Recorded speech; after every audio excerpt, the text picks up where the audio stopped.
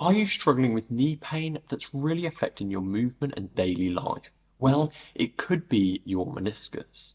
In this video, we are going to reveal the mysteries behind the pain, whether you need surgery for this or you can just manage with exercises, what things you'll want to avoid doing with this condition, and what the most effective rehab strategies are with simple to follow exercises while also addressing an important point that you need to consider when approaching the rehab. But first, in order for that to make sense, we need to explain what the meniscus is and what 3 tests you can do to know it's that which is affecting you.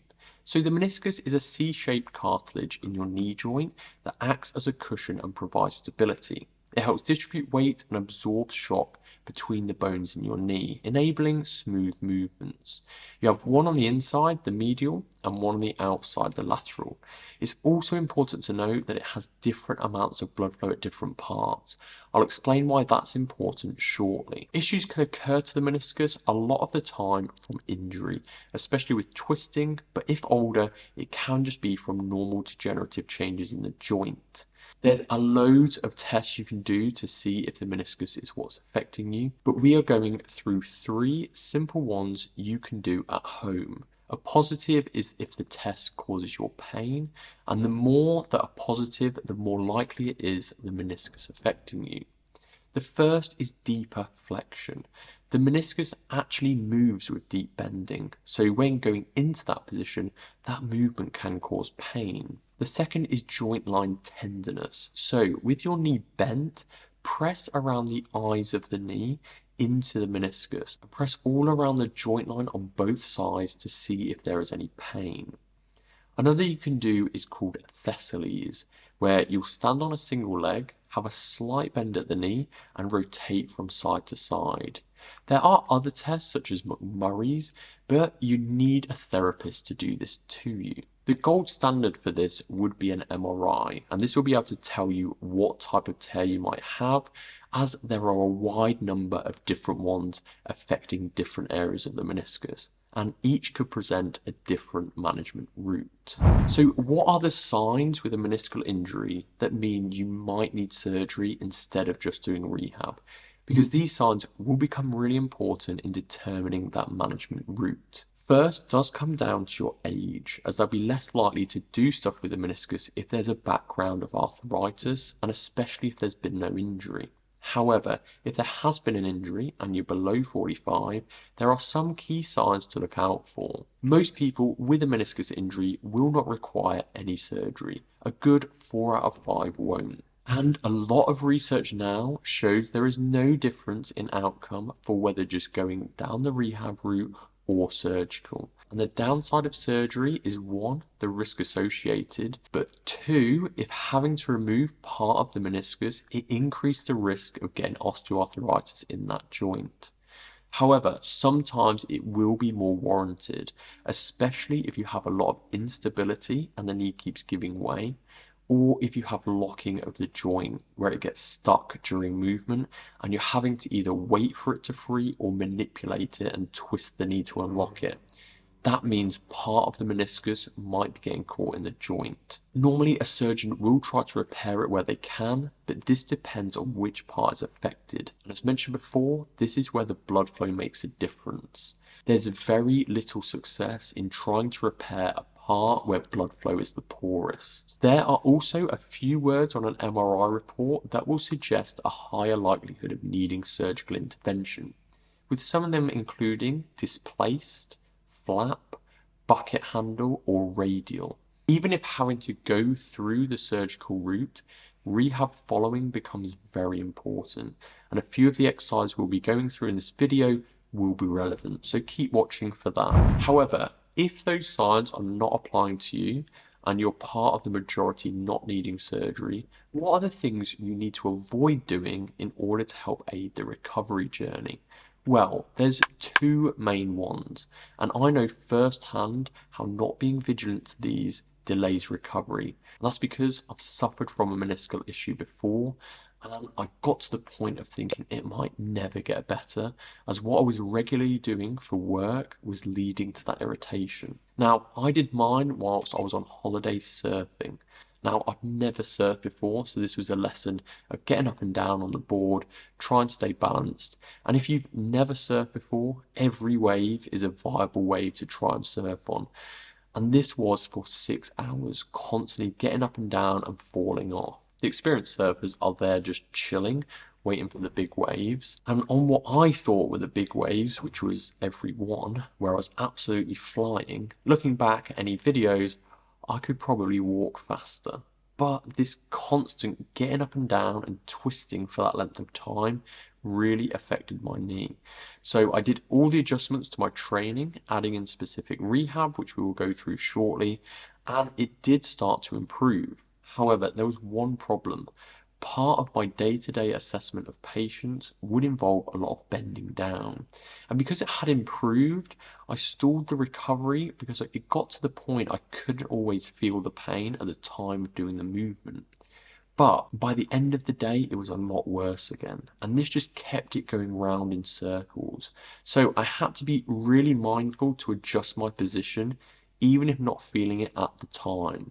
That deep bending can be a real aggravating factor when trying to sort this out. And when it does get to the point it's feeling better and you start to forget about it, is what can stop it getting to 100%. Meniscus injuries will take a long time to recover from anyway, even if at an area with higher blood flow it's still not great. So you're looking at 6 months plus for this to get back to normal.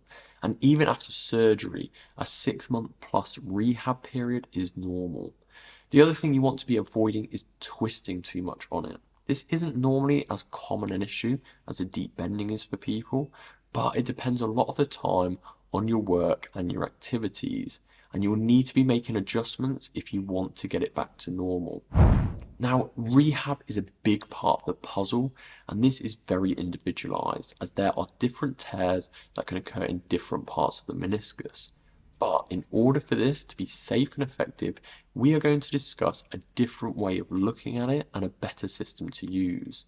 There is also a really important point you need to consider when approaching rehab. So instead of specific exercises that we would suggest, it would be looking at different areas of the leg and working to strengthen that up without aggravating any symptoms. So if you imagine a 6 month plus recovery time period, not being able to do what you normally would activity-wise, you need to be working on strength in a different way to minimize muscle losses that would occur in that time frame. So the first area of focus, which gives the loads of support to the knee, will be the quads. And the really important part that needs considering when approaching rehab is to work on single leg exercises. Because a lot of the time, if working and building up on a double leg, you'll naturally start favoring the non-affected side, which will lead you to shift in your movements. And if going through your whole rehab like that, you'll be coming out with imbalances. So for this, start with something like a pistol to a raised surface. Start high with the affected leg and then match the same number on the non-affected leg to balance it out. If it feels easy and there's no pain during or afterwards, progress to a lower level. At the start, you don't want to be going too low, even if you can, as you're more likely to aggravate. However, over time, you definitely want to be progressing flexion range as returning to normal functioning of the knee. You'll also want to go back to double leg exercises and progress them as things improve. Just use a mirror to ensure there's no obvious shifts in movement. If the pistol was too hard or brought a lot of pain, try a shallower bend with a slight step down. If that's still not working, try something like an active straight leg raise, where you keep the whole leg straight and then lift the leg, really working on contraction of the quad muscles, and then progress to the others as things start to settle. The next to be working on is hamstrings. A good single leg exercise to work on this would be a single leg Romanian deadlift, where the knee will stay static with a slight bend and stay in place. And you'll hinge at the hip, going forward, keep the back straight, and get the other leg to raise up for balance. The big benefit of this, it'll also work on balance and stability, which may be worse following a meniscal injury. You can progress this with weight, and eventually, as things are improving, go back to double leg work such as a normal Romanian deadlift. If that's too hard or you're not stable on balance, you can work on a shallow leg curl or even isometrics for this, slowly working to build up the amount of flexion being performed. Another important area is the glutes. My initial go-to for this would be something like crab walks, as you can keep the knee static with a slight bend again. Have the band around your feet, sidestepping. Alternatives for this would just be a side-lying leg raise to help target the glutes without any knee bend. However, over time, again, as it's progressing, you want to be moving to exercises that promote more knee bend and help with glute strengthening, such as something like a split squat, and you work on gradually building the level of flexion up. And similarly, Bulgarian split squats, where you have your rear leg elevated. Next is calves. Now, the gastroc part of the calf crosses the knee, so it actually plays a role in the knee joint and shouldn't be ignored.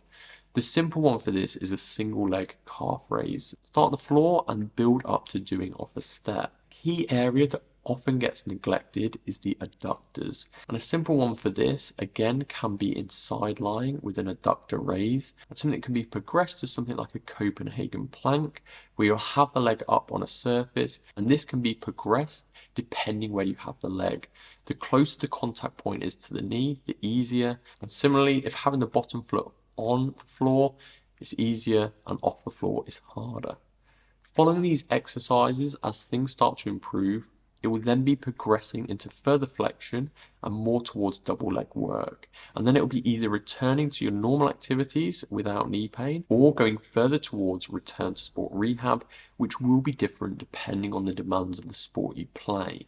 So now you know all the types of exercise to work on, you also need to know how to progress reps and exercises. Otherwise, you won't be able to implement the rehab effectively. That's why you need to watch this video next if you want to learn about how to effectively and safely progress the reps and exercises with other pointers about how to approach recovery in the best way.